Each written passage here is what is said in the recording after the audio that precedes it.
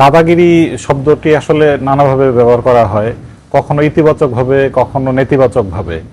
তো আমি এখন যে দাদাগিরির কথা বলবো সেটি আসলে খুবই আনন্দের একটি বিষয়ের মধ্যে দিয়ে এই দাদাগিরি উচ্চারিত হয়। মানে জি বাংলা, ভারতের টেলিভিশন চ্যানেলের একটি নিয়মিত রিয়েলিটি শো দাদাগিরি, এই দাদাগিরি শোটি গত কয়েক বছর থেকে খুব সফলভাবে প্রচারিত হচ্ছে এবং দর্শকপ্রিয়তাও পেয়েছে। তো এই দাদাগিরির যে দাদা থাকে, মানে যাকে আমরা এই দাদাগিরি করতে দেখি, তিনি সৌরভ গাঙ্গুলী, সাবেক ভারতীয় ক্রিকেটার।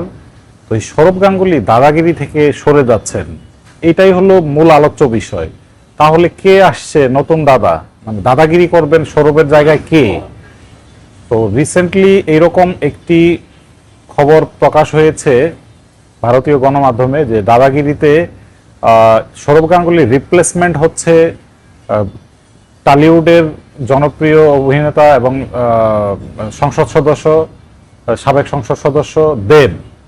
তো দেব দাদাগিরিতে যে আসবে এইরকম ঘোষণা এখনো দেবের পক্ষ থেকে আসেনি, কিন্তু ভারতীয় গণমাধ্যম বিষয়টি অনেকটাই নিশ্চিত করেছে এবং এটিও জানা গেছে যে এই দেবের অংশের যে পর্বগুলো প্রচার হবে সেগুলোর একটা হাইলাইট তৈরি করা হয়ে গিয়েছে।